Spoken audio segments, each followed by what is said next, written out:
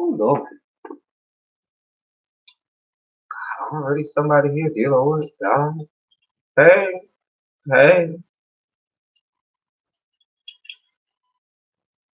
hey, whoever you are in the bushes, descending from the clouds. Oh boy. Hey, I'm thanking for whoever you are that's watching. Um, it's been a heck of a last 4 or 5 days, man. You sure, God, it's been a heck of a 4 or 5 day. Hey, Sticks girl. Hey, girl. Hey.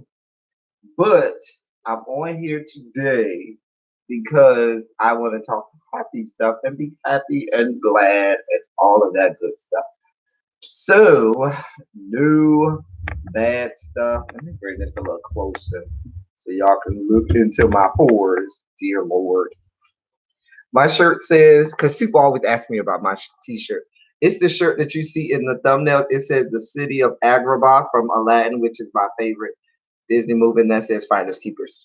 Anyway, hey Sticks girl. So Sticks girl, I'm going to say this before a lot of people get in the chat.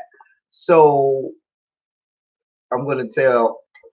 Uh, what happened is the reason it says how it all started is, and I'm going to say this over again when more people come on, but I just won't say the number of years.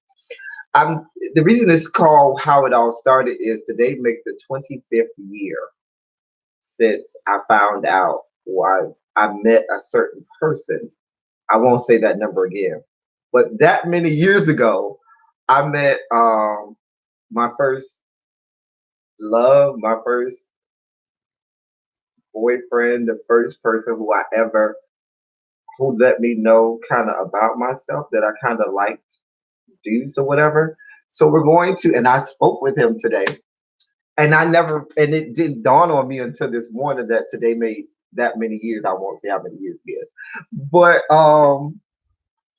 I spoke with him, and yeah. So I want to tell the story. I want to talk. It's a great story, and our story time today is going to give you a picture. Right, it's like Teddy McMahon.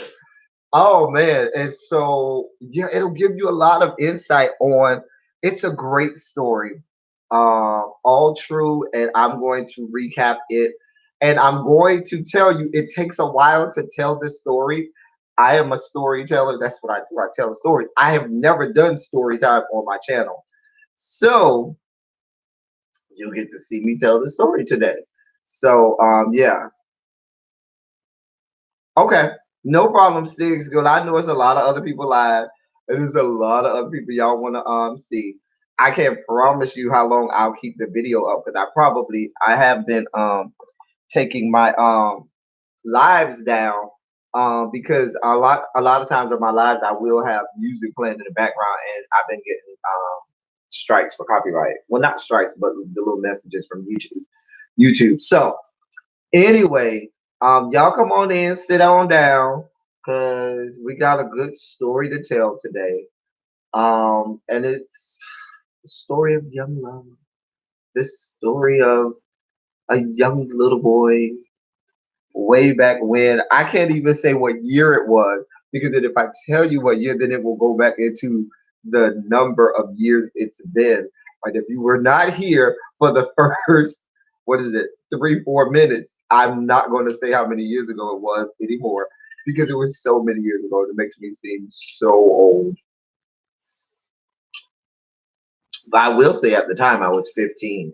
I will say that. Mm. Oh boy, I'm gonna wait for a couple people to get in. While we're waiting for a couple people to come in, let me put a good Shondo in the chat. Hey, Sense.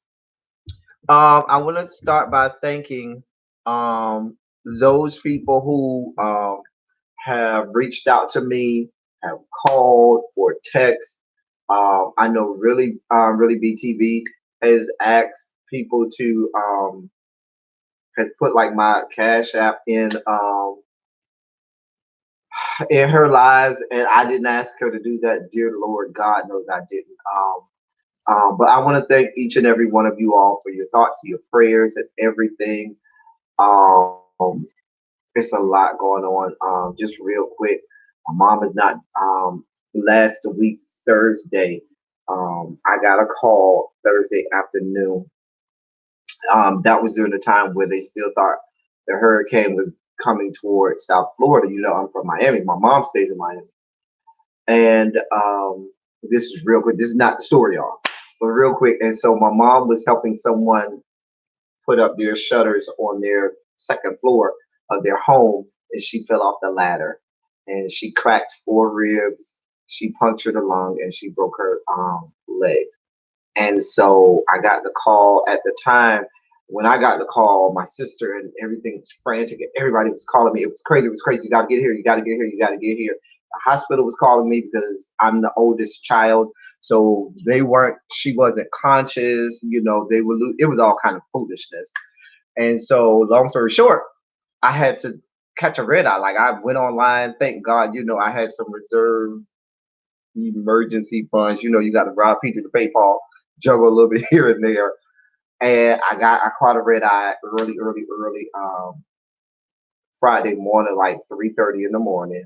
Went landed in Miami early Friday morning. I was at the hospital literally almost the entirety of the time I was in Miami, and I just left this afternoon. I spent I can count on two hands the amount of hours that I spent outside of the hospital. But she has been discharged.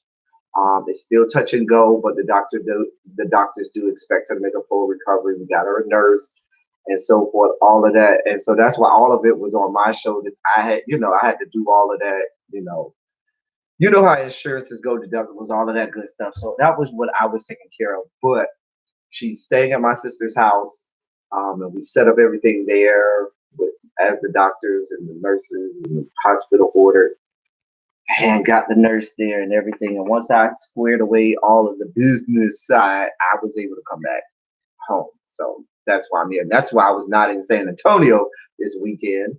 Dear God, thank God I'm a Hilton Honors member because I did have my hotel in one of the Hilton chains, and they let me cancel my hotel room because that would have been another mess. So y'all, I've waited long enough. So let me tell y'all about this story time. If you weren't here in the first 3-4 minutes of the live, I told them how many years it's been. I'm not going to say that number of years anymore because it scares me to say that many years. But today marks the X anniversary of the day that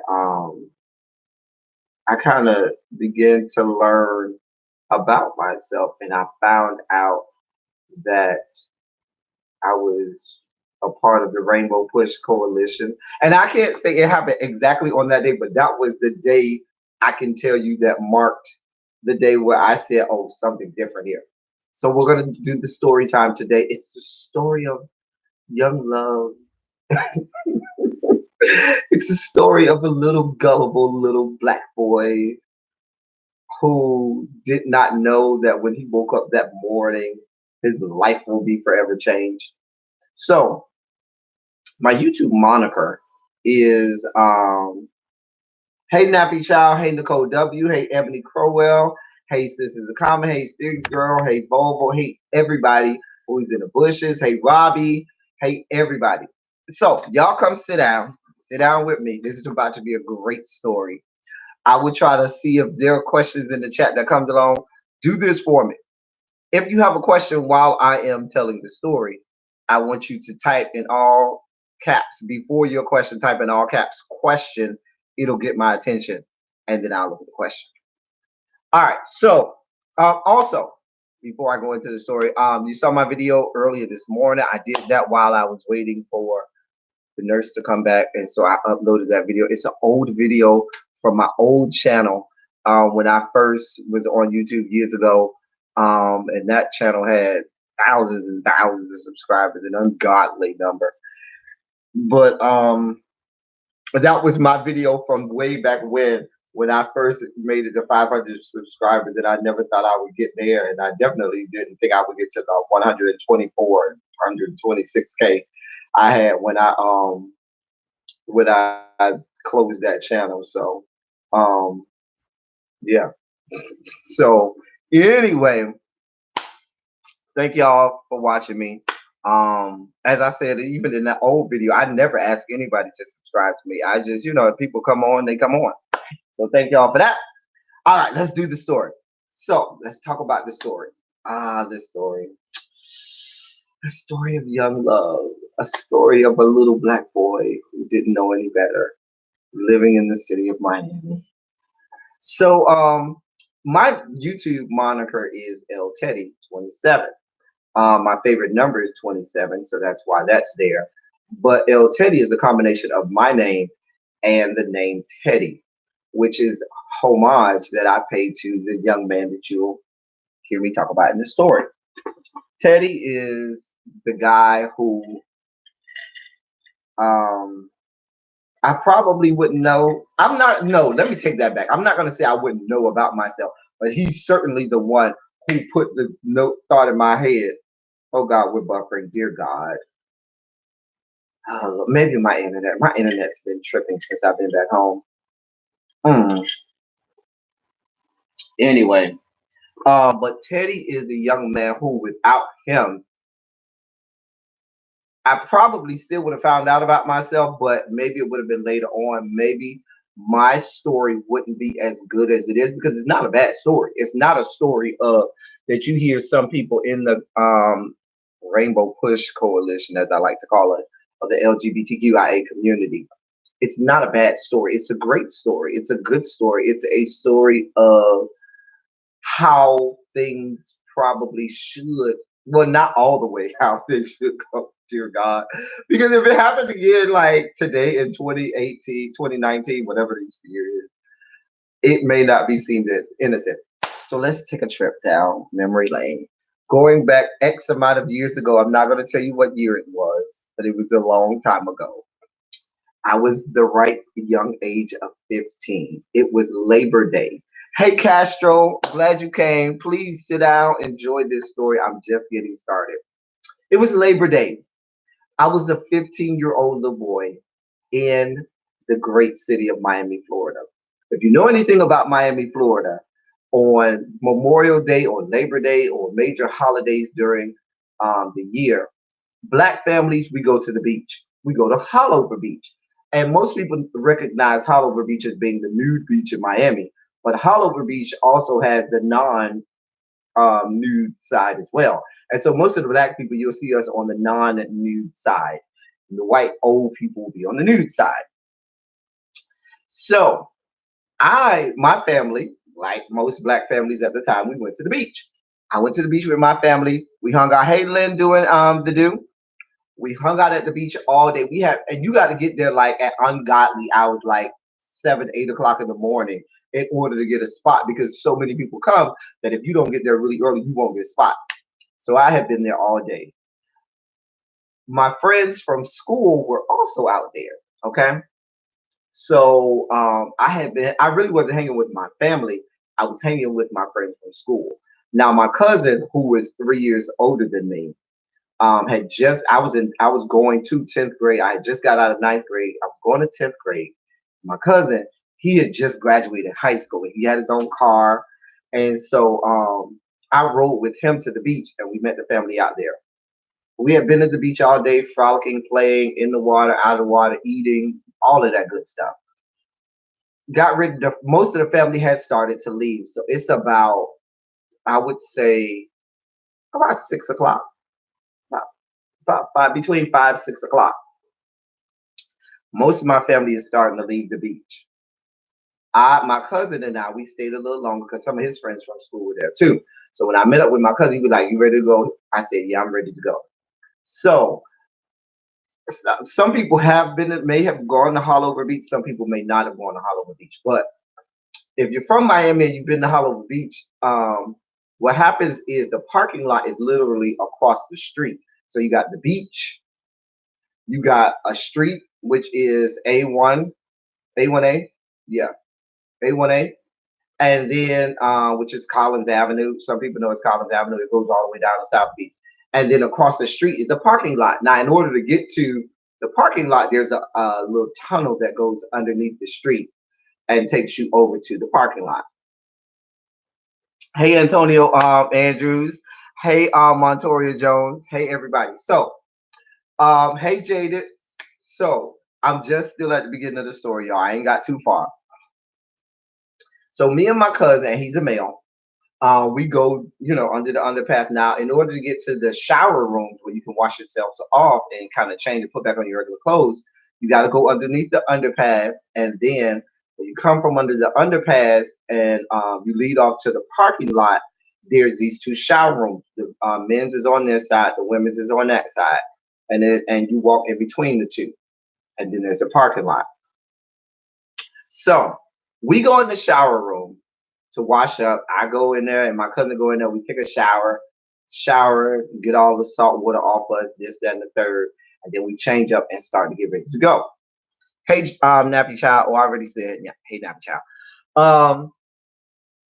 I am sitting on the little bench or whatever that you can sit on inside the shower room, tying my shoe.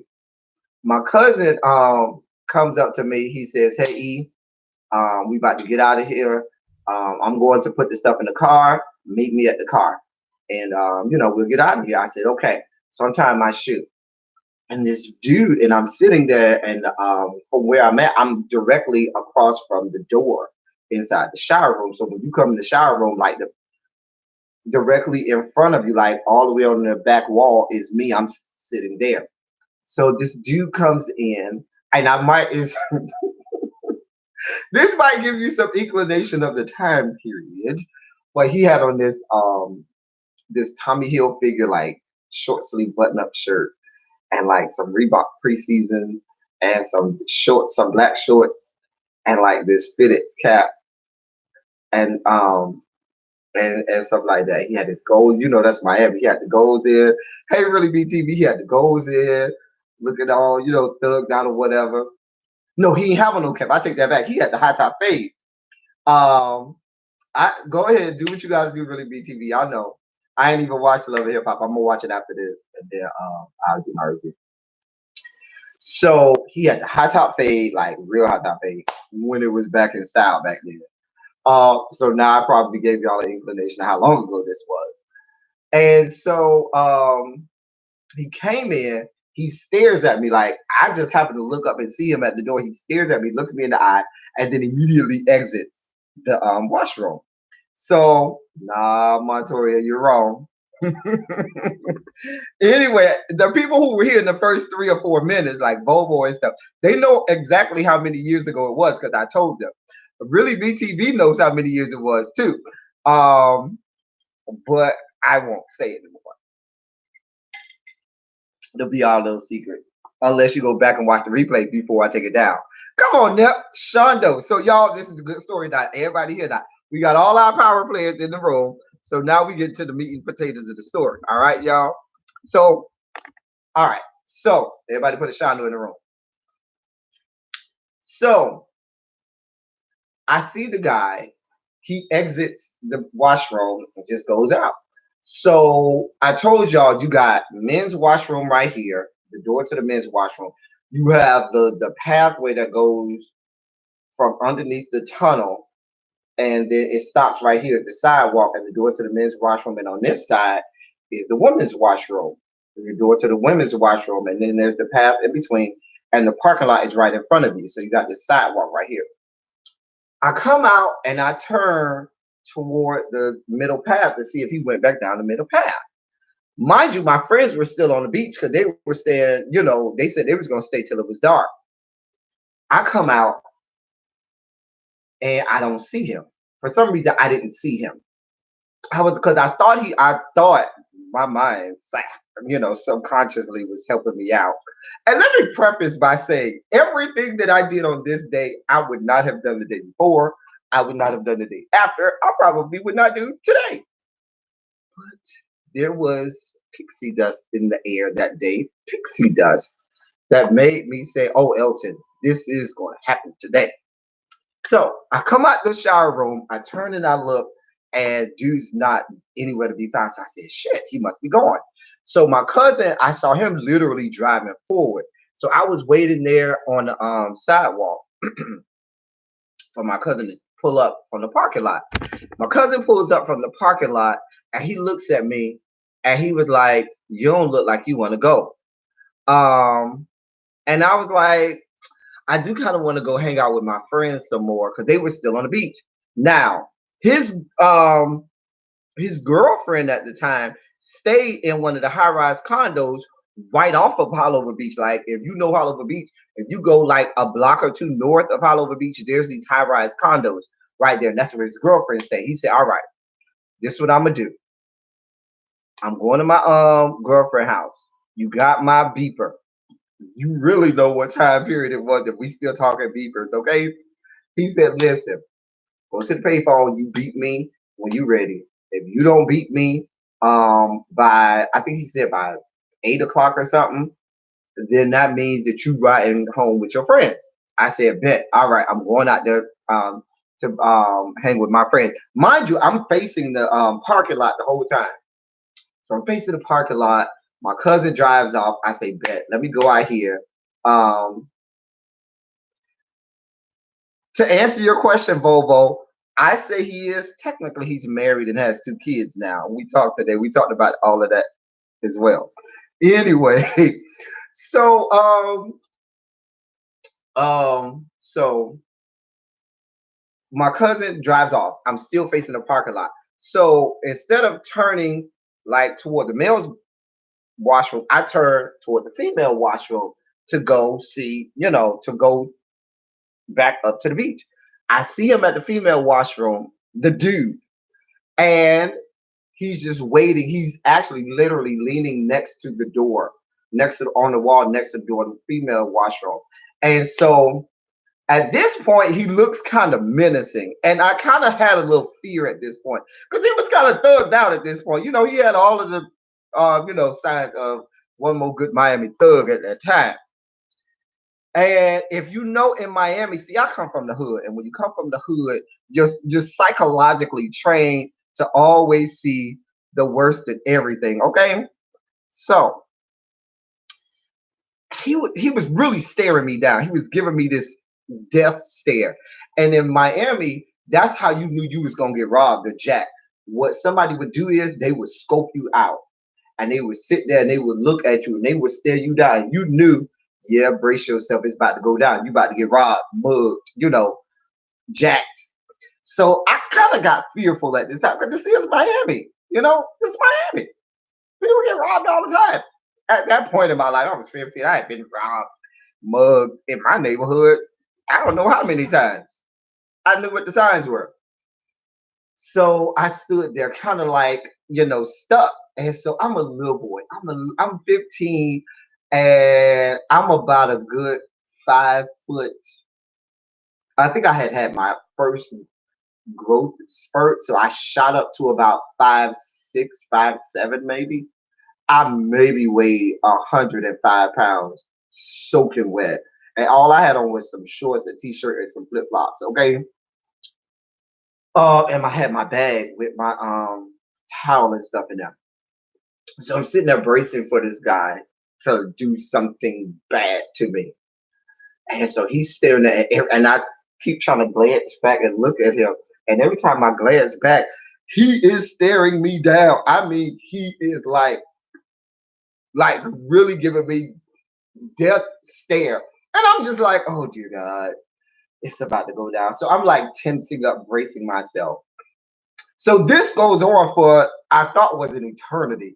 It probably was literally maybe about 5 or 10 minutes, but felt like 5 or 10 years. Okay, dude is listen.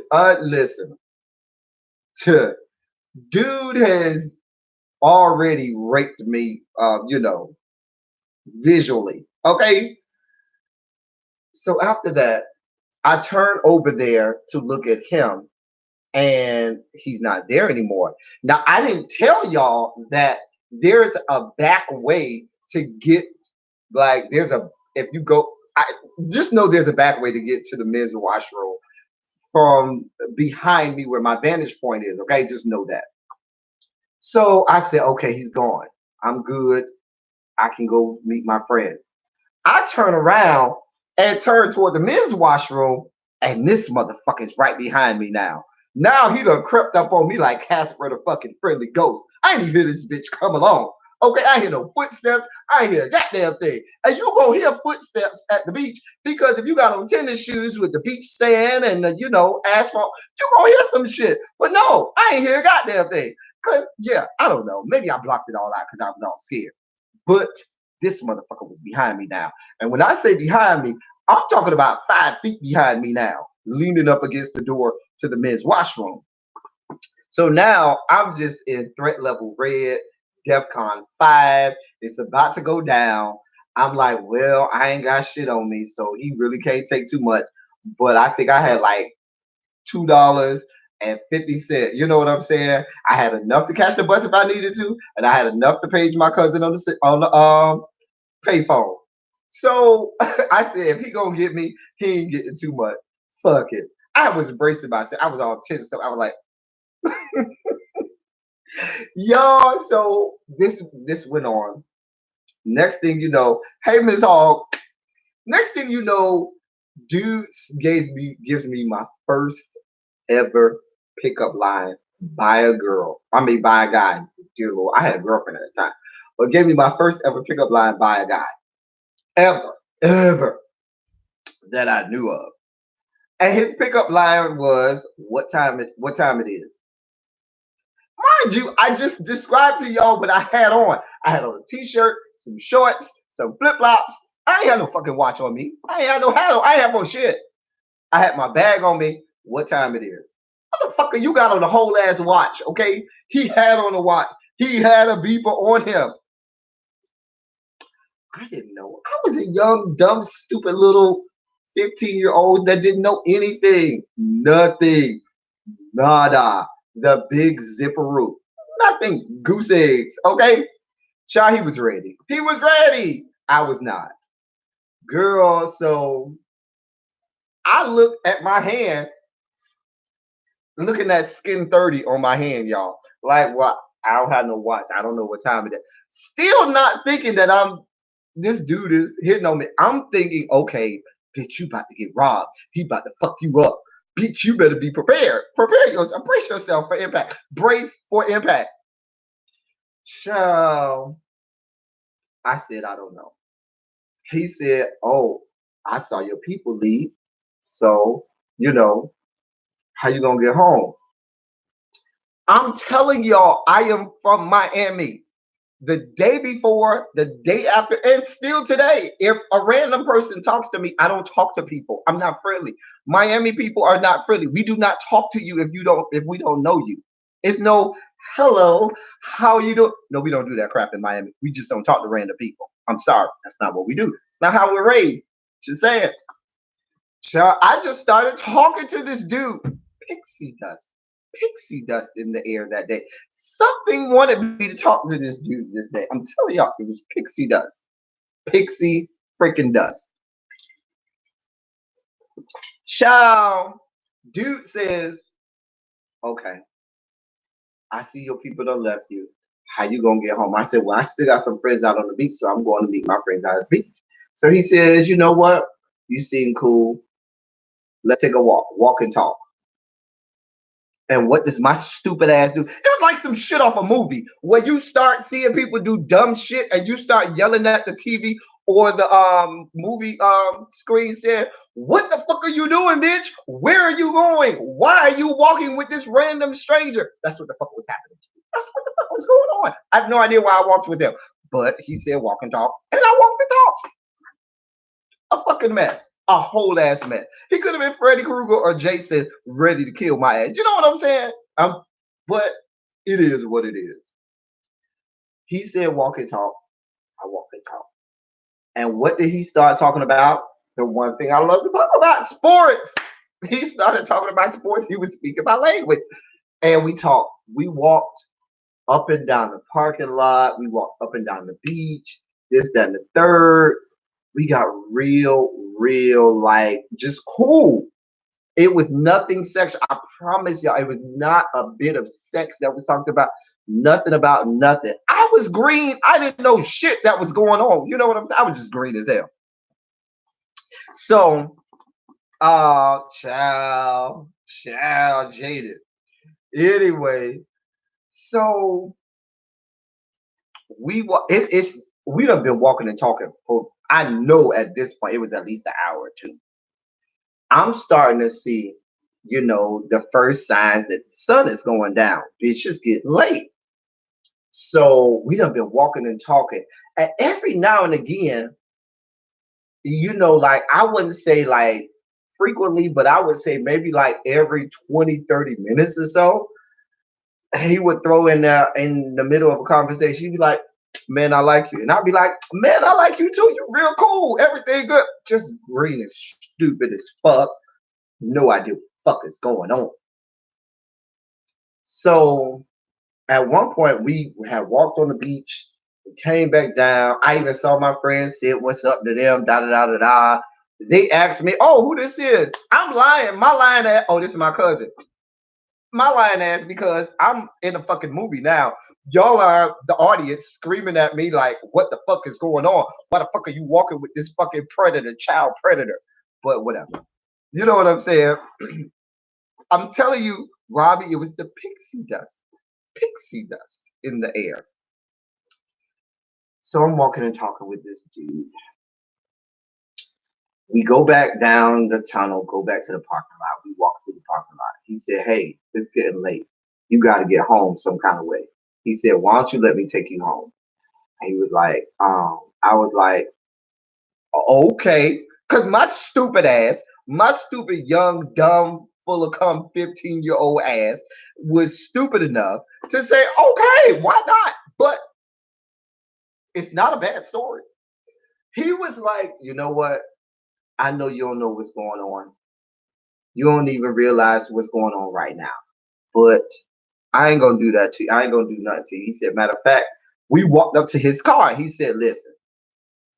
He took off his shirt. He had on just his undershirt, a shirt. On he took off the button-up shirt, the Tommy Hilfiger shirt. So he says, um, oh, I'm gonna take you home. But before I take you home, he said, I stay out in Carroll City. My address is dot dot dot dot dot dot dot.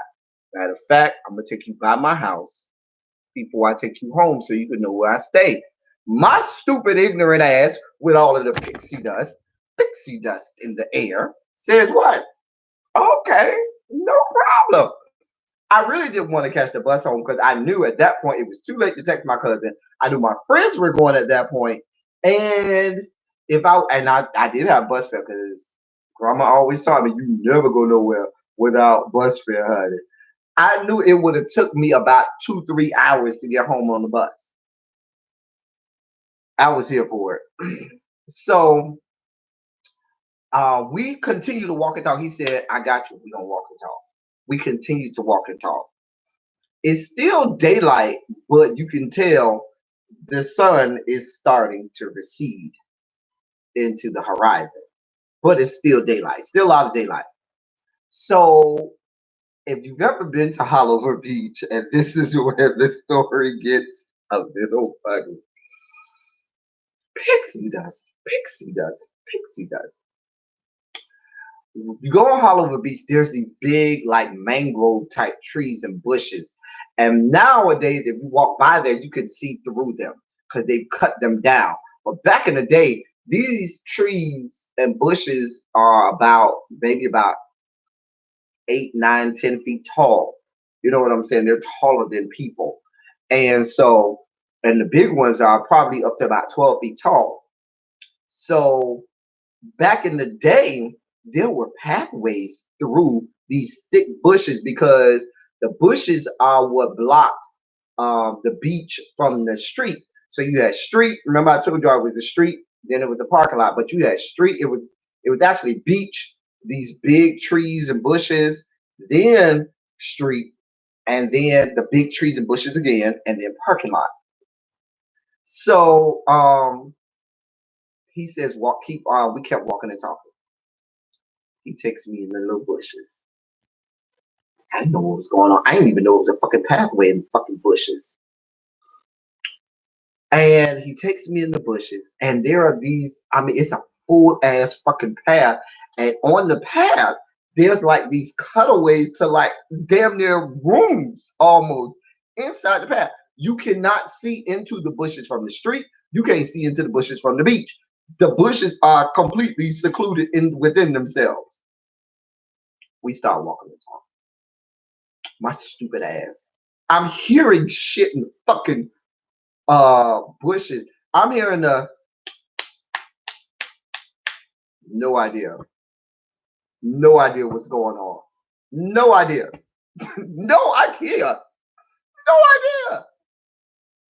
Child, we continue to walk and talk. I told y'all it's a good story. It does not have a bad ending, okay? Just ruining the ending for you. There's not a bad ending. So, long story short, we walk and talk. And like I said, by this point, we had been walking and talking for a couple hours now. So I felt good. I felt safe with this random dude who I didn't know. He actually did give me his real name. Like he gave me his nickname, which was Teddy, but then he gave me his actual name, first and last name and all. And so we get to this one part, and we went into our own little room on the path, y'all. Pixie dust, pixie dust, pixie dust. So at this point, I did start to kind of get fearful because I was like, what is going on? Why the fuck am I in this dark ass tree? Mind you, it's still light outside, but the bushes are so fucking thick and secluded. It looks dark. Child, we go in the little bushes, and I'm leaning against one of the barks of the tree trunks. What do you rent the room from? Who do you rent the room from? I'm not playing with you, really, BTV. I'm not playing with you.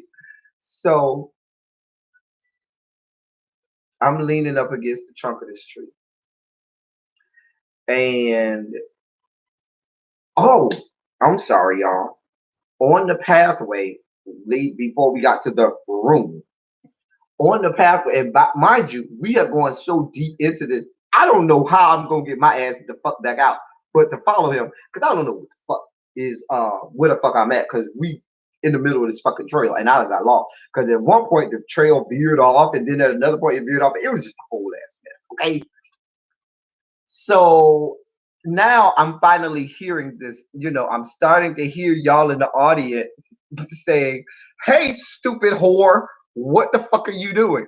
So he says to me right before we get to the bushes. He said, I mean, not to the bushes, to the little room. He says, "I like you." I said, "I like you too, man. You real cool. We done had a good time, man. You cool people." He said, "No, I like you." And I said back, "Oh, I like you too, man. You real cool. You real, everything is, you cool people, man. That's what's up."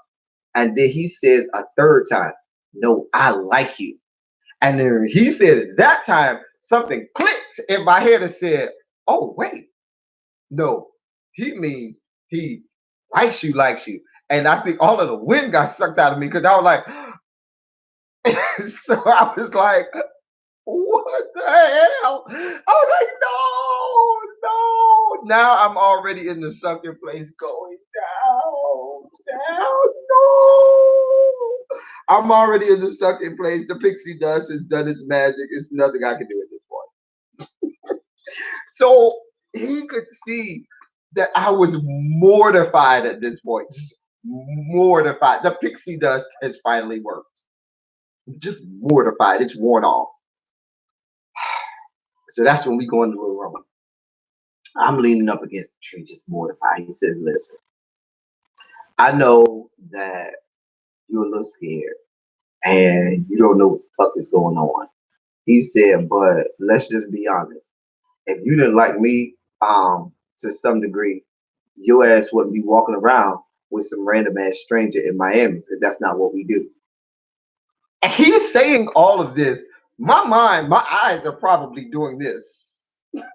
Because I'm like in a state of shock and delirium. Like, what's going on? This dude likes me. This dude just told me he liked me. Oh, dear God. Oh, God. Oh, God. Oh. Anyway, so I'm leaning up against this tree, and he says, I don't care what you say. Some parts of you likes me, and some parts of you enjoy what's going on. He said, I want to try something. And when he said, I want to try something, I want to say I probably had a little leakage at that point. I think I peed in my clothes a little bit at that point because I was so deathly afraid. I wasn't the whole ass whore that I am now back then, okay? I wasn't a whole ass whore. I was young, dumb, naive. I didn't know what was going on. I was innocent. Innocent little Eve. I was so innocent, so young and innocent then. I was. I didn't know what was going. Hell, I didn't even know he was trying to hit on me when he said what time it is. I didn't even know what the I heard in the bushes was. Okay. So I was young. Listen, I was not the whole ass whore as I was back then. It was not the house of debauchery back then. There was no shondo going on back then. Shondo, no, it was not going on back then.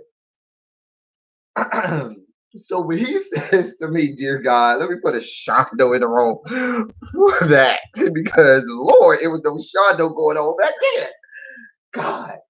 So he says, I want to try something. I'm telling y'all, listen, there was leakage. Water leaked out. I peed on myself probably a little bit. I'm telling you, I probably did because I didn't know what the fuck was going on. That young man, he comes up to me.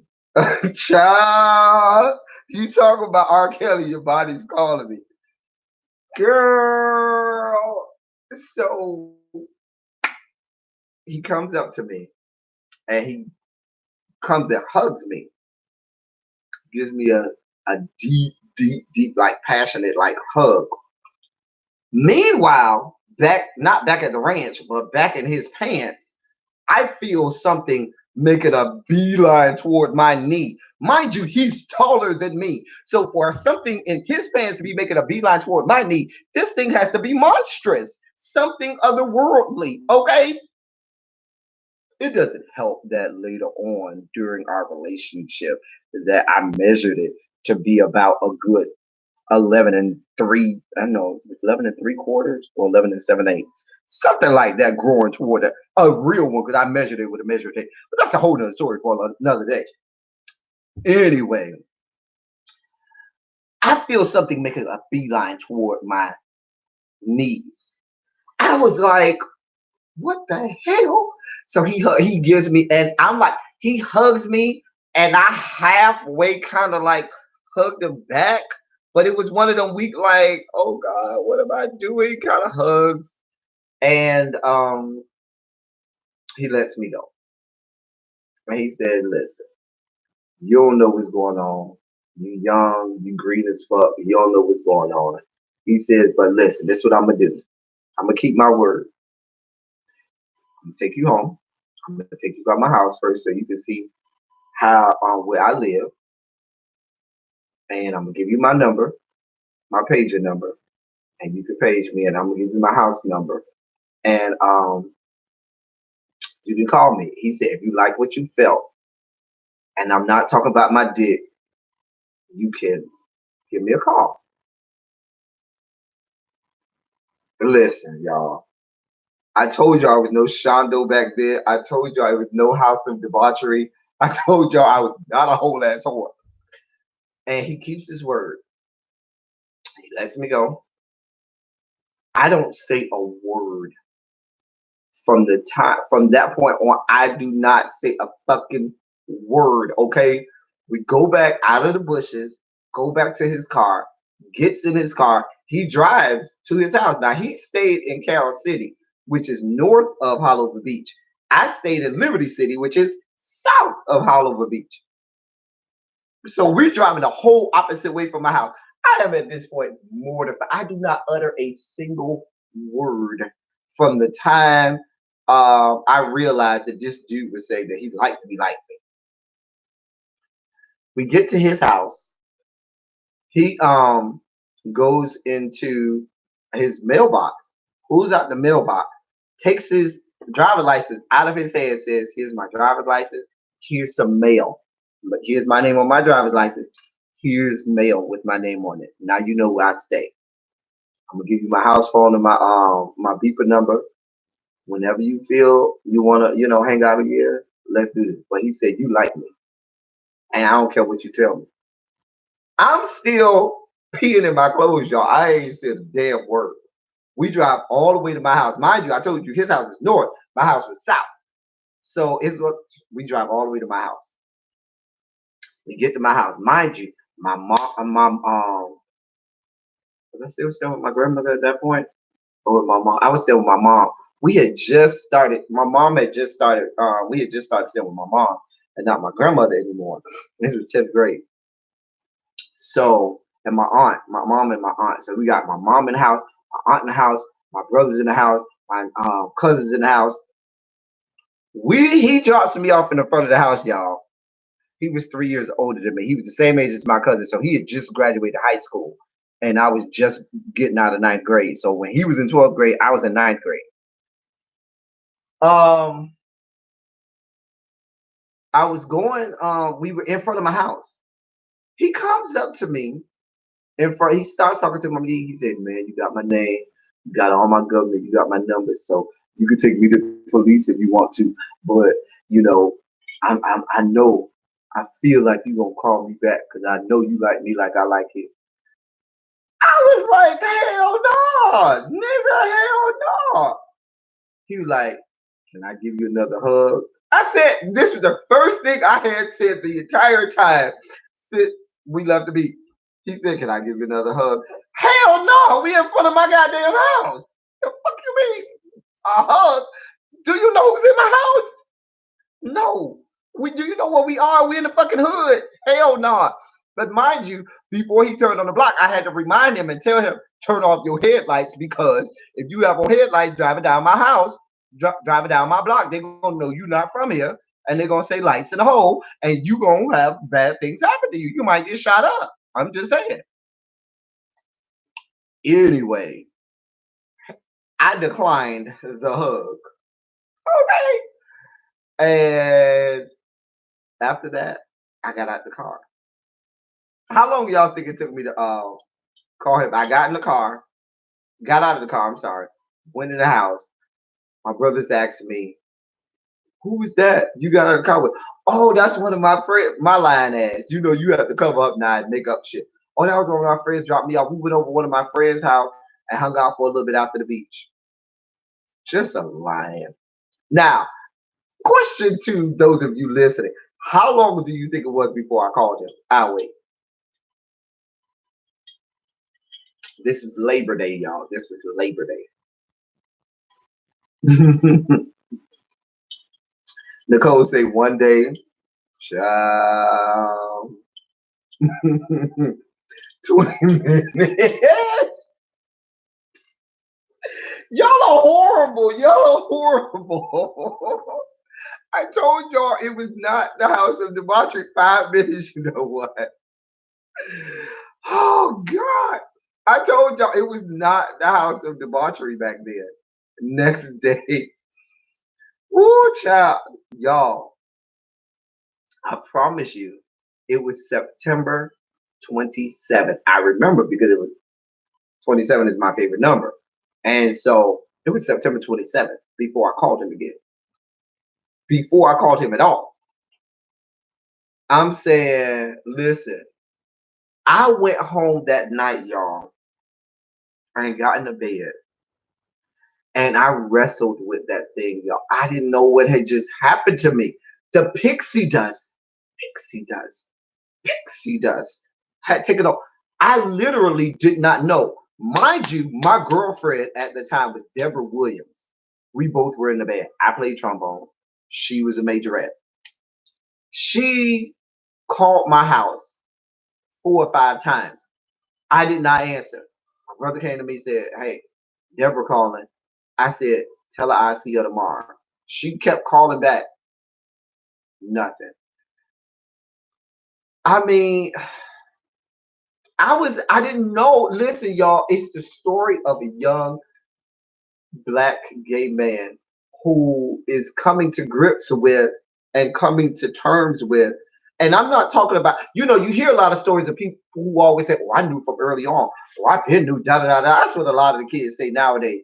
But when you grow up back in the day, when some of us, where it was just not acceptable, you cannot wrap your hands sometimes around saying to yourself, "Oh, I must be somebody who likes dudes." No, that's not something that you can wrap your hands around.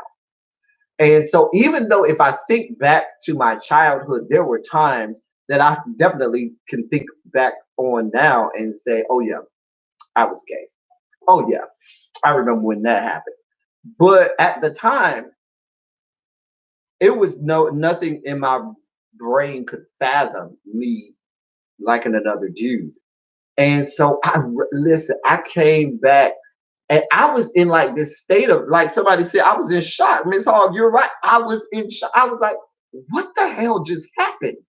This guy came along and just captivated my whole world, like just took the breath out of me, got me to do things that the day before, the day after, I never would have did. To this day, I would not do. And I was just like,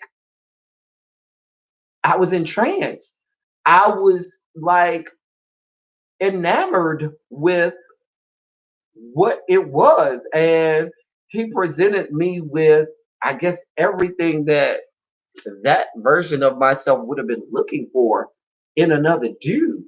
And to think that he came after me and, you know, um, showed me some interest. It was not the D. Mind you, I will admit, he is the reason why I'm probably a size queen now. He is probably the reason why I have a size criteria. Because when you start off with something that size, I mean, you can't go backwards. Jaded talked about it on his live earlier. You can't go backwards. Just saying. So I called him back on the 27th of September, and he answers the phone and he says, "Who is this again?" I it's so bad. And I was like, "Oh, remember we y'all, it was so long he had to forgot almost who I was." He almost forgot who I was, y'all. It was so long. So I was like, "Oh, remember we met on Labor Day?" He was like, "Oh," he was like, "Man, I thought I wasn't gonna never hear from you again. You ain't never call." He said, "I swore we would never talk again. I thought I had chopped it up to the game." And so I was like, I'm not sure of everything. I don't know what it is. I don't know what this is all about. He said, "But I'm willing." I told him, I said, "But I'm willing to you know, go out again, even if it's just to talk." And we went out again. And there, so from that point, we went out again, and then we went out again 2 weeks after that. And then after that, we started going out once a week. By November, we was hanging out 3, 4 days out of the week. So then by January, like maybe like a week after my birthday, or like right before Martin Luther King, because my birthday's on January 1st. It was sometime between my birthday and Martin Luther King Day. It was official. We were an item. We were together. I had broken up with my girlfriend ever with. Actually, I didn't break up with her. She broke up with me and broke my heart. Stupid little whore. She got the braces off. She got the bucket. She had braces and glasses and stuff like that. Real nice, pretty girl. It was that whole geek to freak story. She got the braces off. She got contacts instead of her glasses, and now she became a whole football team whore. She quit the band, became a whole whore for the football team. Just get it poured out. Mind you, she's a high-priced corporate lawyer right now, and she makes six figures right now. Deborah would talk to her every now and again, but she's doing quite well. She went to Fisk. She goes on. She was a year older than me. She went on to go to Fisk, do real well for herself. I should probably not tell the stories about how she was a whole ass whore in high school. You were a high school whore. Don't try to act like you all holier than thou now. Anyway, back to the story. So Teddy and I, um, and like I said earlier, my YouTube moniker is a combination of my name and his name. Um, and so that's why I mail Teddy. But he is the one who got the ball rolling. He is the one who started off. So we started dating. Now we dated until my senior year in high school, where there was the big epic breakup. And mind you, I told you this started in 10th grade. One day I might, if y'all convince me enough, I'll tell you the story of the breakup. It was so tragic, so awful. So- it was such,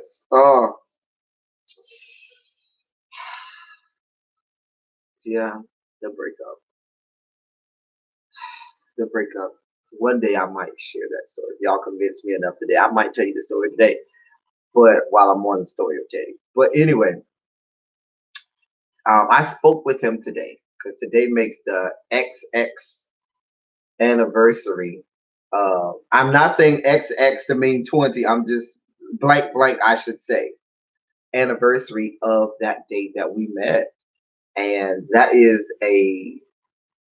a seminal moment in my life. That's one of them life changing moments that you put a pin in. You know, in your life, you have several dates or several events that happen that you say, okay, I remember that event and I remember that kind of changed the trajectory of where my life went. And yeah, I remember that. That was one of those moments, meeting him and figuring out about myself. Him for the pixie dust, forcing me to really come to terms with who I was, the fact that I was a member of the Rainbow Push Coalition. I was, as Dave Chappelle says, I was one of the guys in the driver seat in the car, according to Dave Chappelle. Dear God. Well, I will take questions at this point. Ask me any questions about this, but that is the story. That was the story time. It's not a bad story, and I can tell you later on, just so you know, we dated all the way until we broke up. We broke up, I want to say March of my senior year, and we broke up March of my senior year. Um, and all that time, we never had sex. The most I had did at that point was his suck his stuff, perform fellatio, suck skin off potato. Mind you, the reason that my skills are so legendary, that is because he taught me like he was teaching a college course how to deep throat, because he had abnormally large stuff. And so he said, listen, I have to teach you how to do this. And like it didn't happen in a day. It happened, it was years of training. Okay. Um um I would have to get to the breakup before I talked about the first time we had sex. But literally, we did not have sex until my senior prom. We did not have sex until my senior prom. So I guess that ruined the story. We did end up getting back together after we broke up. But I will say this, like everything I knew about gay relationships, everything I knew about learning to love somebody, and everything I learned knew about learning to be patient and waiting and not rushing, I learned from him. Even like me taking all of that time, he never rushed me. Um, and that was, like I said, it's not, I don't have one of those bad stories. My first guy who I ever dated, my first love, I'll admit, was somebody who taught me the value of getting to know me and let me go slow and didn't make me rush and taught me, you know, different things I need to know about my own body and how to love on another guy or a man, and how to be affectionate, how to be intimate without actually having sex, actually sticking a dick in the booty, you know, without having to do all of that eroticism, and taught me all about what a real relationship is like, giving gifts and being spontaneous and just all of the great stuff until it all came crashing down. Doom, doom, doom. As the suspenseful music comes when the breakup happened. Because nothing is ever perfect. Yeah, it was so sad. So, so sad. So, yes, that is the story. The story of how it all started. The origins of the house of debauchery. You should note the reason that the story of Ricky and Pray Tell spoke to me so much is because when I had my virginity broken by him at my senior prom, he let me break his virginity that same night. I remember that. And that was kind of like the icing on the cake in terms of us getting back together and him saying that, because I was willing to take it back, that he would do that for me. My petty ass, because my senior prom literally was the Saturday before graduation. Graduation happened. And then on the Thursday after that Saturday, the following Wednesday, I was leaving for college. And so, exactly 1 week later, after my prom and the Saturday before I left to go off to college, I broke up the second time for good that time. So petty of me. I'm just so horrible. And that's where the monster came. That's where the animal came. It was the breakup is what caused the house of debauchery. Okay. It was the breakup. It was when my heart was shattered in a million pieces. When the breakup happened. And that's where the whole ass horror came. College happened. I will take your questions. I will entertain questions. Who is this calling me? I don't know who this is. I'll call him back. I don't know who that is. I think I know who that is, but questions.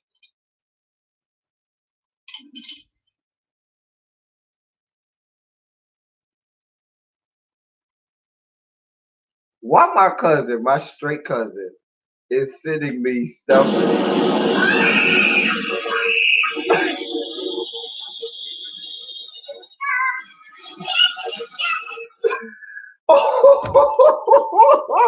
It falls in like, listen, the this sorry, y'all. The screams you heard was this video of somebody screaming, right? And the title of the little video says bottoming for the first time. My straight male cousin sent me that. And I'm over here laughing because Jada talked about that first time. And I think I screamed like that the first time because this is for guy, girl, or anybody in between. If the first time you ever do anal, okay, or you ever take it up to shoot, it feels like your entire body is on fire. Anybody that lies and tells you that the first time they ever had anal sex was great is a liar from the pit of hell, and the truth is not in them because it is not great. It is the most painful experience in all the world. And my body, I don't think ever got used to it. You know how they say, oh, give it a little time, just relax, you'll get used to it. No, bitch, I never got used to it. This shit felt like fire went straight up my spine and went to my cranium. And was like, oh, ah, ah, ah. That is what it feels like. And so that scream reminds me of that. Listen, y'all. Listen, y'all. Don't get it twisted. Hey, J Dot, you done missed the whole story time. Girl, we done told a whole good story at it. A great story. But listen, your body is on fire. Listen, anybody who disagrees with me, type a one. If you agree with me, type two. Because and you're gonna see a bunch of twos. Because anybody who types one, I do not believe you. You're not credible. Now, it could be that maybe if I was not taking, as Jaded Nerd would say, cylinder that's damn near 12 inches, a real damn near 12 inches, I would probably not be on fire. But I was singing Alicia Keys. This girl is on fire, fire, fire. Girl, I was on fire. I was on fire. It was like fire. Shut up in my bones, just like fire. Shut up in my bones. Shut up. Whoo, Jesus. It's listen. It which goes back to my point, and I've heard some comedians say this before. This is why gay men have to be some of the strongest men on earth. Because in order to endure that level of pain, dear God, you gotta be. Oh, Lord. Mm. Jesus, take the wheel. Take the wheel. It was so painful. It was so It never felt good. That first time, it never felt good. It never felt good. It never did. And you read the little stories and all of this stuff where they were like, oh, after a while, it subsided and it went from pain to ecstasy.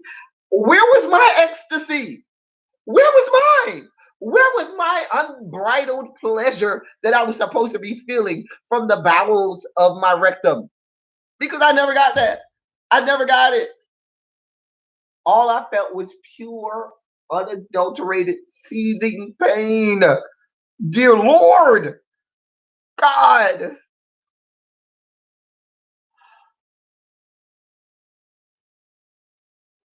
Child, it was off. It was awful. Now, it wasn't until college, and Jaded Nerd's not going to like this story. But I'm not going to tell the whole story. I'm just going to give you the gist of the story. It wasn't until I got to college, and the first dude I started messing with in college, he was not well endowed down there. Now, he wasn't little. He probably had a good 6 inches. You know what I'm saying? A good 6 inches. But that 6 inches got me to the point where I wasn't always on fire, but I could learn to kind of like take it and then get to the point of pleasure because he had a good 6 inches, but had a good stroke game. So it was all right. The stroke was there. And it got me to the point where I kind of started to understand, oh, this is what this is supposed to be about. But my subconscious had already been ruined, and I already knew who the fuck are you over here with this baby dick trying to make me act like you doing something. Bitch, I just came from somebody who's twice your size. You over here with this baby dick.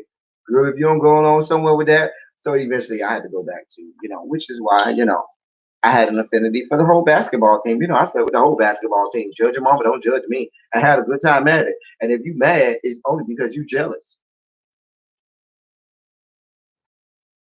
Which is why I know tall men don't have big stuff. If you find a tall guy with really, really big stuff, he's a unicorn. Because the tall guys generally do not have big stuff. And the tall guys generally like to put footprints on ceilings. Okay? Footprints on ceilings. They are like Lionel Richie says, dancing on the ceiling, okay? Because they like their feet in the air and they like to get dug out. Like Lionel Richie said, what a feeling when you're dancing on the ceiling. Trying to tell you what I know. Those tall girls, they love to put footprints on ceilings, honey. I'm just telling y'all what I know.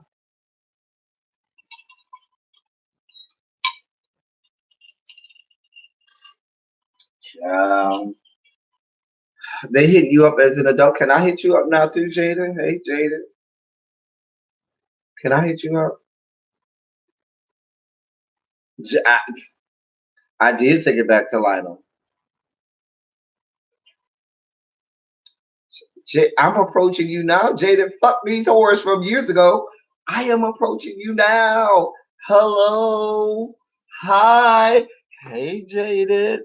Hey, boo. You know, I'm here now. Damn them. I mean,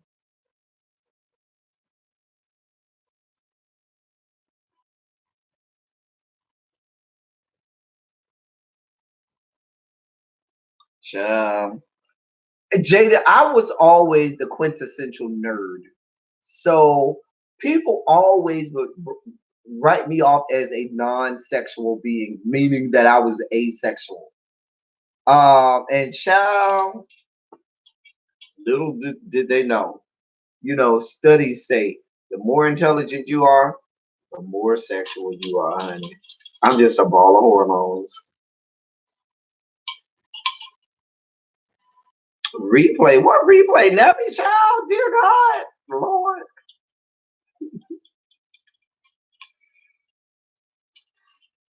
So yes, that was our story time. That's my first time doing a story time, y'all. I hope that I did a good job. I'm not as polished on story time as Jaded Nerd is, because Jaded Nerd is the storyteller. So is Mother.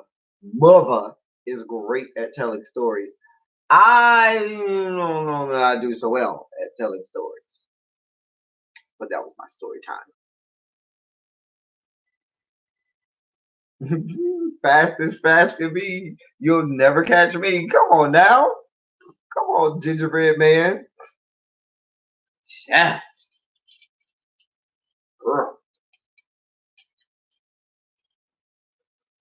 Listen, it's a story of love. One day I'll write a book about it and color it up and embellish it a little to protect the innocent. But that's the real, pure, unadulterated story. Hey, JLC, Shondo. But y'all, that story, and I have not told that story in so long. I haven't told that story in so long. And with it being the anniversary of that, I thought it was so important for me to share that story today, with it being the anniversary of that. Okay, I'll tell you, it's the 25th anniversary of that happening. And I was 15, so you do that math. Um, yeah, it was that long ago. It's Labor Day 1994, long time ago. Yeah, I'm old. So, anyway, um, but I thought, and like I said, I spoke with Teddy today, and he and we reminisced and had a great time talking about it. But I challenge all of my and this is not just for the LGBTQIA community, but I would challenge any of you all to tell your story, that story of the first time, that first love, or that first, definitely if you're if you're part of the Rainbow Push Coalition, maybe tell that story of when you knew, or what was that moment, that fork in the sand that made you say at that point, hey, something's different here, you know. Now, um, I think there was something in the air that summer because earlier that summer at band camp, and y'all know, listen, the stories are true from American Pie. It goes down at band camp. Do not get it twisted. It goes down at band camp. Just telling you what I know. Um, this is a real quick story.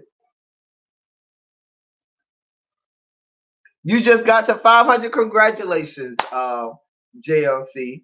So happy for you. Hey, Jay Wilson. Jay Wilson, I'm so sad that you were not here for the story time. Thank you for all your love, Jay Wilson. Thank you for your support and thank you for your prayers. Mom is recuperating and all of that good stuff. Um, but listen, y'all, I would challenge. This is my challenge while all of y'all are in here. My challenge to definitely my Rainbow Push Coalition people, the LGBTQIABCDEFG community, but even the straights, the breeders out there. um, I would challenge you to tell your own story. How did it all get started for you? How did it all start for you? Because that's my story of how it all started, and um, I'm glad that my story and congratulations to Jay Wilson. He got to 10,000. I don't know if it was this weekend or just recently over the last week or so, but congratulations to Jay Wilson as well because he got to 10,000, and we're all so happy for him. And we are elated for him. This morning, y'all give a good shout out. So this clap is let's put a shondo in the room. That's what we do over here. Let's put a shondo for JLC and for JLC and her 500, for Jay Wilson and his 10K. I remember the first time my first channel made 10K. Actually, Jay Wilson, I don't remember because I remember I think I had like 1,200 and I went from 1,200 to like 50,000 in like 24 hours. So I didn't even know when I went to 10,000 on that first grade because that was immediate. My video with the video take out. It happened so fast. I don't even know. But congratulations to you, Jay Wilson. Congratulations to you, JLC. Um, and you all, because you all are great YouTubers. Notice I didn't say content creators. You all are great YouTubers. And shouts out to all of my fellow YouTubers here. We got Jaded Nerd, who recently got to 5K. So let's give a shondo out to Jaded Nerd. And his 5K, Really BTV, is right meandering. She's right there at about 2,500. So she's going to be at a good, marker there if she hasn't already got to 2,500. So shouts out to all of my fellow YouTubers in the room. We got Monk Chip here. We got so many people. We got Really BTV. We got Jay Wilson. I'm surprised Mother ain't in the building. She probably somewhere out and about for Labor Day. Jaded Nerd. All of these great YouTubers and all of the great things that they do. See, she's already past her 2,500 mark. So hey, shouts out to Really BTV. We got people making great stuff. Contrary to popular belief, there are some great YouTubers. I am avoiding that term CC because people have bastardized that term. But there are some great YouTubers out here that are making phenomenal content. We are not involving ourselves in the mess, fuckery, and fucktitude that is the YouTube streets. We just come on here and we put out great content and we do good stuff.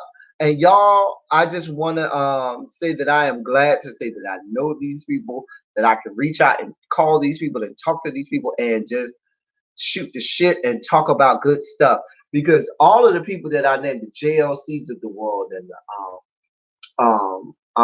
all of the people out there, QB of the Midwest, and I know Nep was in here earlier, and all of the people out there, there are those of us um, who are really just putting out phenomenal content. They are great. They have, because let's just be honest, in order to do this thing on YouTube, you got to have that it factor. There has to be something that makes people gravitate to you. There has to be something that makes people say, oh, I care about what he or she is saying. Oh, I want to see what they have to say about this. Oh, I love when they do X, Y, and Z. And so that's what makes YouTubers YouTubers, you know.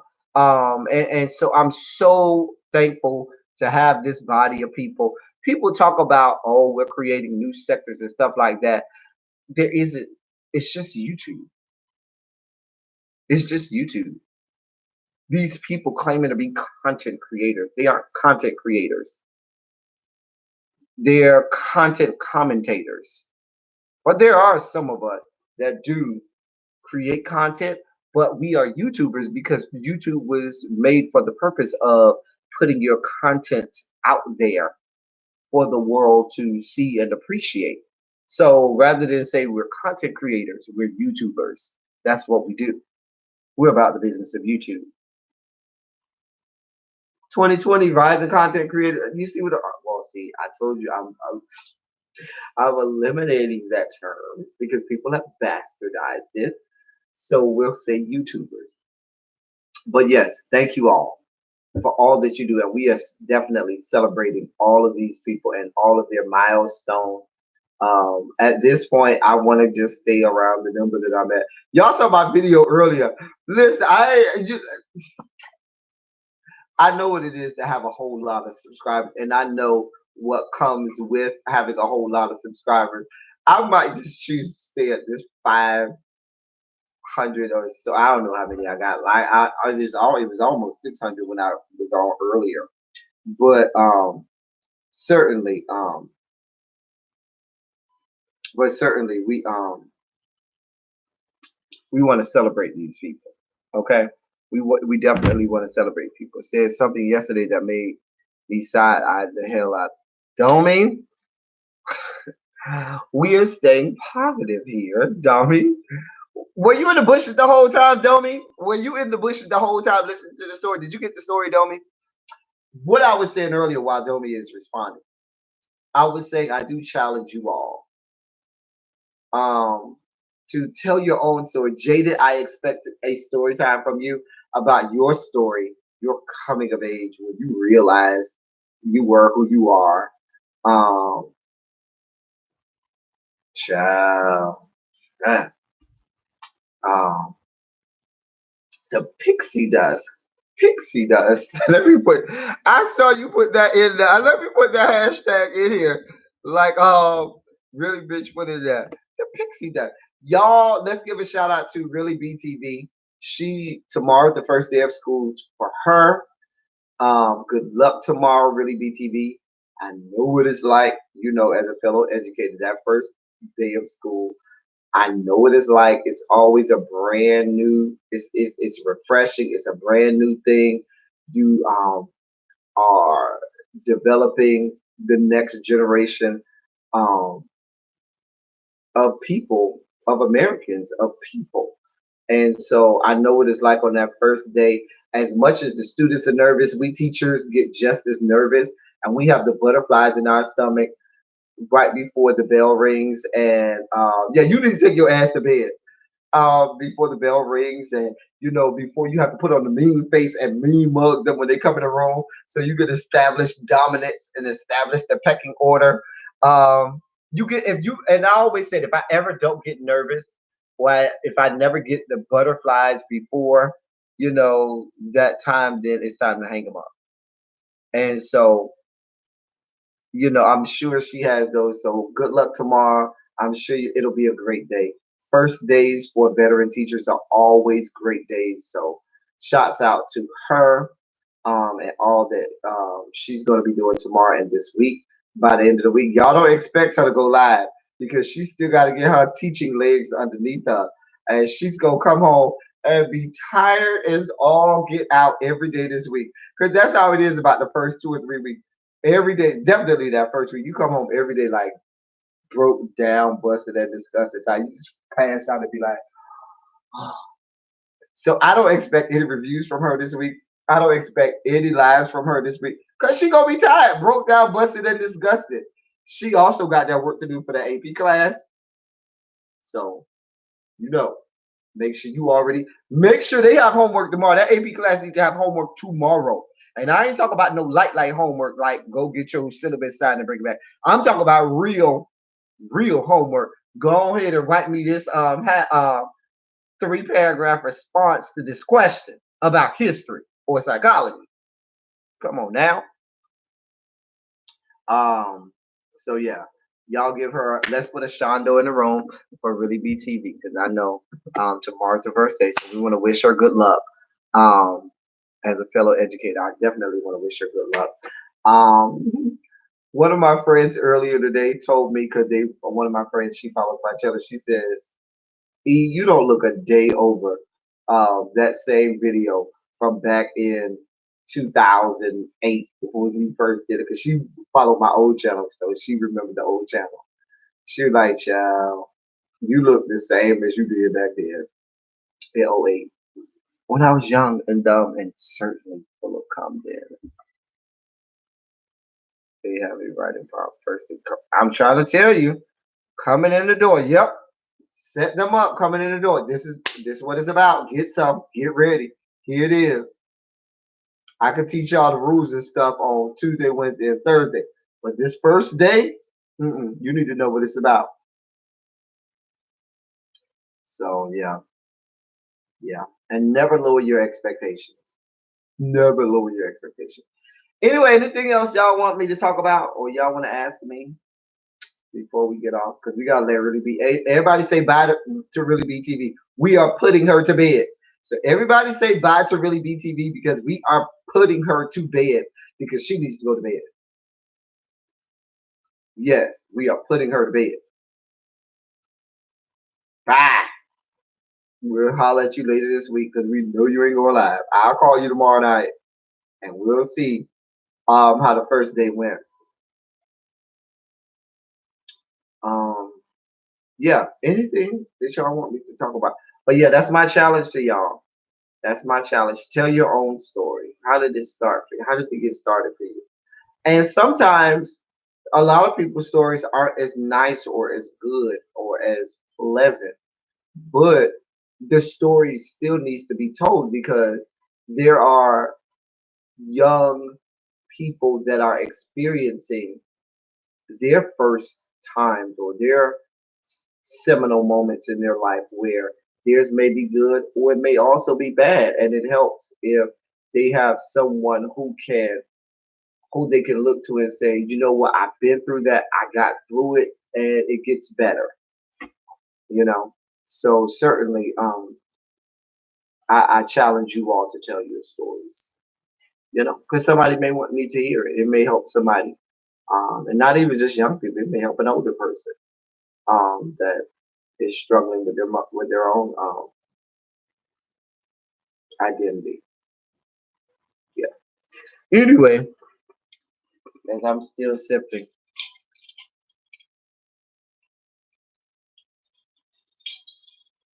So, anything else that we need to discuss or talk about? So, I had a good time with this story time. Maybe I should tell stories more often. Give you all more stuff, or maybe one day I'll tell the story of the breakup. That is an epic story.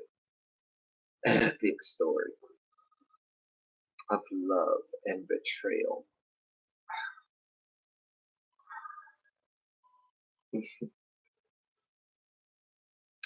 Anything, y'all?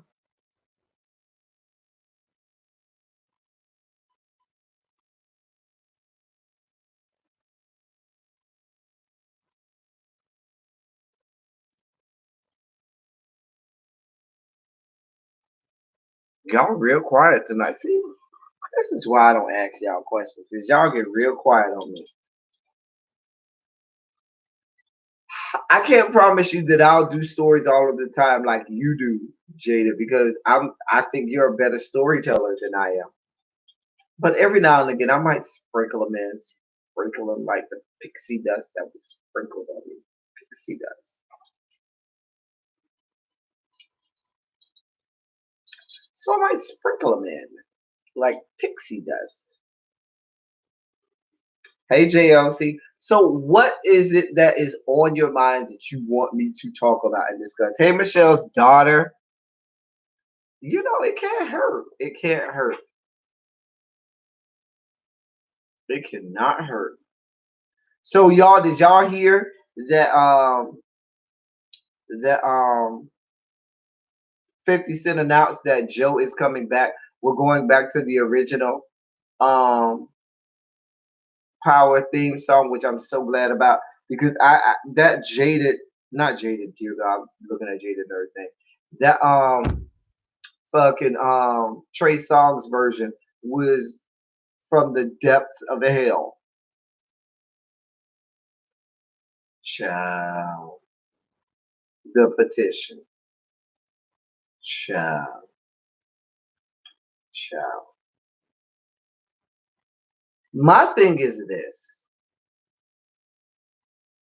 YouTube is struggling with and coming to terms with what we're dealing with in this country, which is this attack on the First Amendment. Good, bad, and in between. Because I would rather allow someone to speak their truth and speak who they are, just as bigoted and awful as they are, so that I can know right offhand that this is a rat ass bastard who's bigoted, who's discriminatory, and who's hateful, rather than you try to shut them up. And now I got to play the guessing game, and now I don't know whether or not this person is bigoted. No, let them go ahead and spew their venom because now I know and I see you and I can identify you.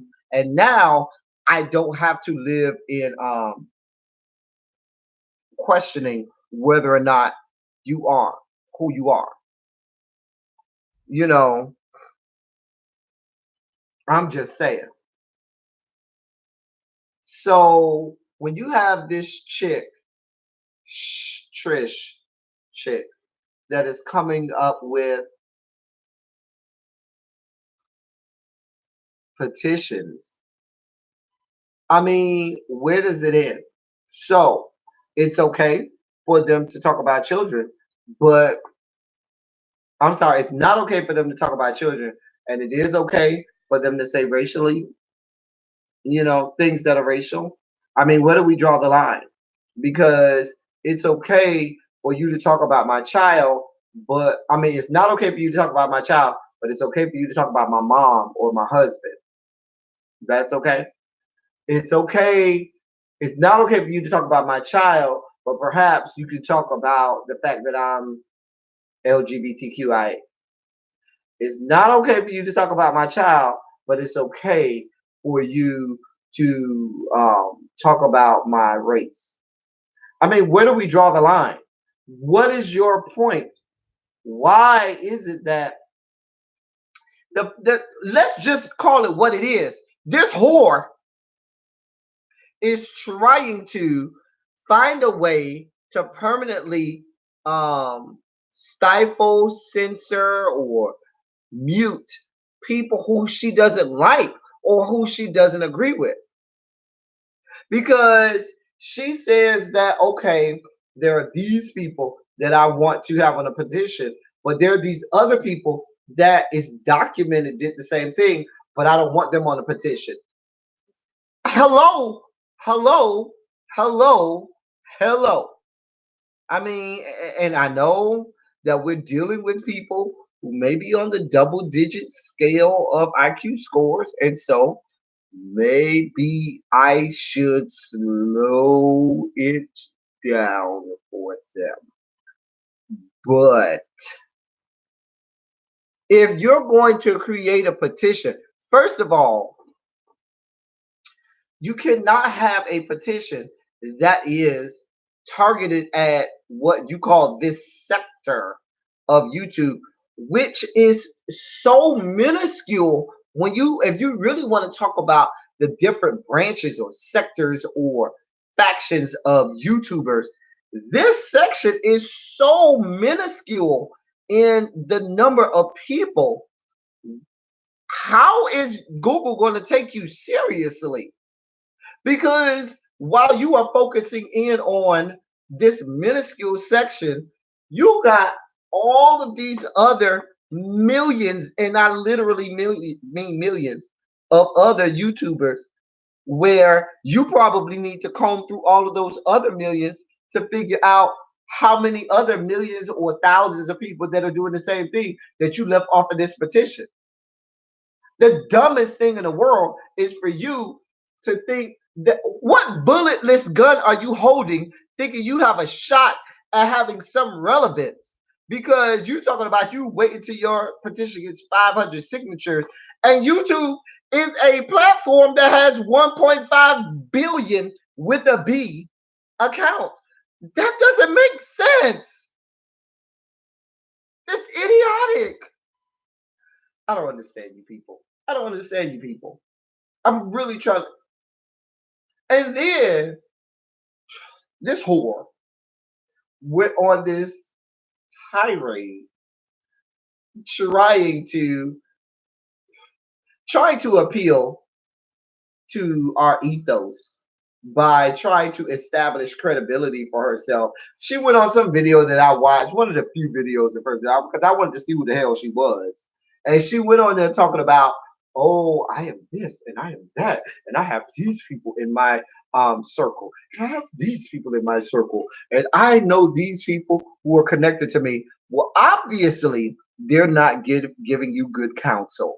And it makes me question the validity of you telling me you have all of these well-established people in your circle and in your network, and they're not whispering wise counsel in your ear and telling you that what you're doing doesn't make good sense. And I figured that out within 15 seconds of you telling me that you had this ridiculous petition. It is just so just beneath the level of what the people at Google have to deal with. Like, really, really, really. She's literally talking about, oh, I'm going to Congress. Did she say she went to like a senator or a congressman or something like that? Hello. There are laws that we have, titled First Amendment, and naturally, a senator or a congressman can't pass laws or make referendums or adjudications or whatever that would violate the Bill of Rights. Hello, they had that whole cartoon um that used to come on Saturday morning cartoons with the whole I'm a Bill cartoon that taught you the whole legislative branch of government and all that and how laws work. Go take a gander at that every now and again. Let me get off this, y'all. I can't. I can't. I'm done. JLC asked, Lord, and I answered because I can't. Schoolhouse Rock, thank you. Child, Lord. I mean, and the fact, listen, I blame Tube Talks for even giving this ridiculous person an avenue with which to spew out this idiotic notion, to give them a place to talk and spew out this just.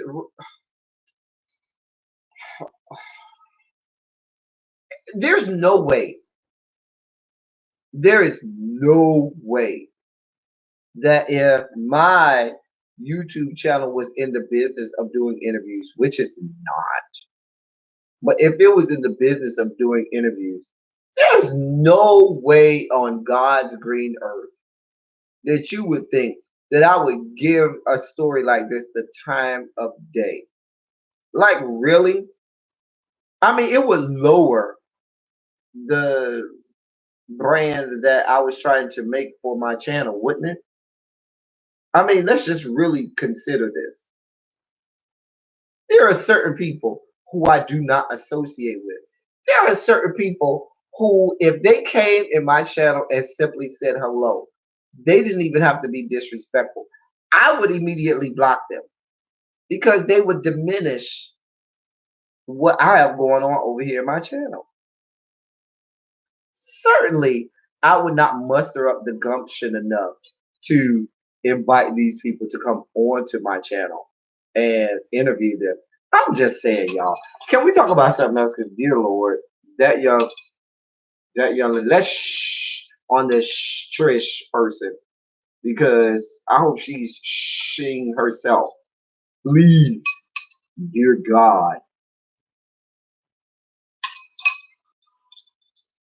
I can't, y'all. I just can't. I just can't. So, anything else? Because we've been on for a while now. I'm not saying that I have to get off, but I know that we've been on. People got work tomorrow, and I don't want to keep people on knowing that they got work tomorrow and they got to get up early in the morning. So, anything else before we get off?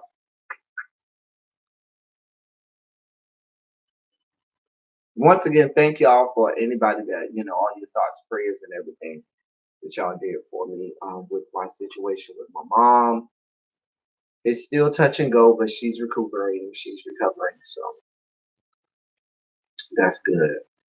I know you was being messy, JLC, and I love it. We're always here for some amount of mess. We gotta laugh a little bit, and we laugh at the likes of people who are still looking for somebody to tell them how to get to Sesame Street. Dear God. And that's what that young lady is. She's still looking for somebody to tell her how to get to Sesame Street.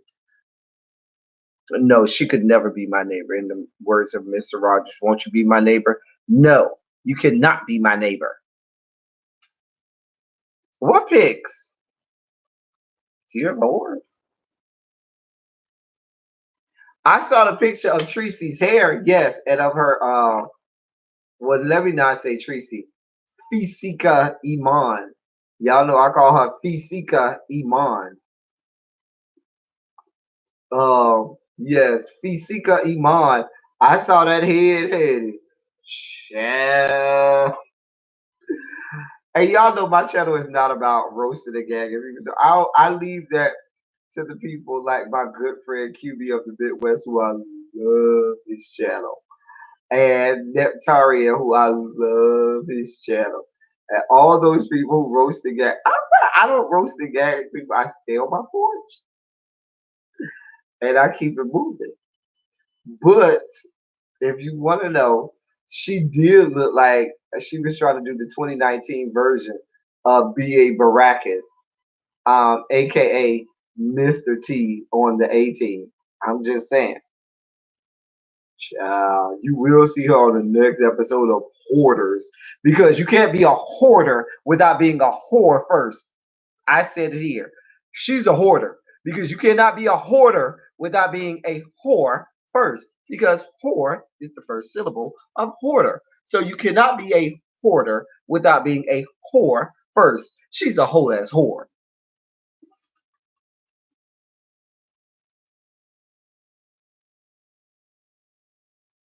Can't be a hoarder without being a whore first. She's a hoarder. And we saw it with our own eyes.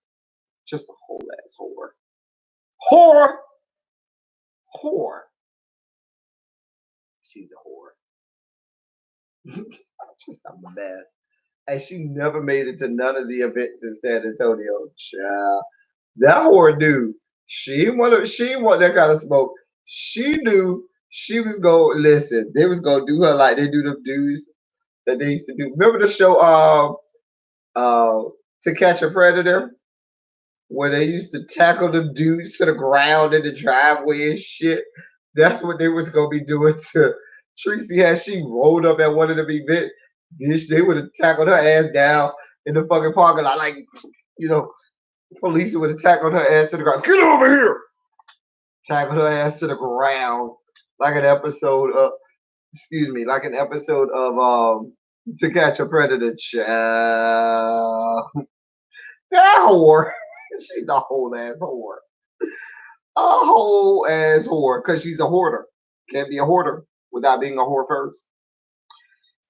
Let's talk about the syllables. She's a whole ass whore. She knew she was gonna get tackled to the ground, and baby, that wig would have fell off, baby. Child, we saw them edges, honey. Mine eyes have seen the glory, child, and it is not of the coming of the Lord, honey. Woo, child. Hey, mine eyes have seen the glory, and it is not of the coming of the Lord, honey. It is the receding of those edges, honey. Mine eyes have seen the glory of the receding of those good edges, honey. Girl, mix in a perm, a TCB, or whatever they call the perms nowadays, honey. Mix in a relaxer and something every now and again, hey, child. Mix in a dictionary too, because she has, oh dear God, limited vocabulary, dear Lord. And I know this young man comes into my life every now and again, but I just feel I can't say that I even feel bad for this young man, but I question his intellectual stamina, wherewithal, and fortitude by following the likes of Fisika Iman and the silverback gorilla. We all know who the silverback gorilla is. The one who I told y'all looks like my left testicle if I dyed my pubic hair blonde. Dear Lord. Anyway, I'm talking about Johnny Mac. God bless his heart. And I really considered Johnny Mac before all of this went down to be, probably a seasoned, wise, elderly young man. But I have to question the validity of his intellectual wherewithal, stamina, and fortitude if you're going to follow behind the likes of a Fisika Iman and the silverback gorilla and be windmilling for these people. Dear Lord. You can't windmill for the likes of those people. I'm just saying. Sticks, girl, you made it back, honey. You made it back. Child, you missed the whole story, Sticks, girl. It was a good story. It was a great story. At least I think it was. Anyway, y'all, we get ready to get up off. We done been on here for an hour and almost 50 minutes, almost 2 hours. Child, JLC, I think we all were. We saw him crash and burn. Crash and burn. But people will be who they are. I'm glad that, he revealed himself to be, not as credible as we once thought. So now we know, child, when he says something, you look at him like, child, ain't nobody listening to you and your foolishness. You don't make good sense.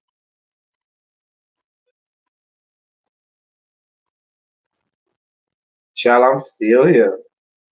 Ain't no replay yet. But if you're here, you can drag the little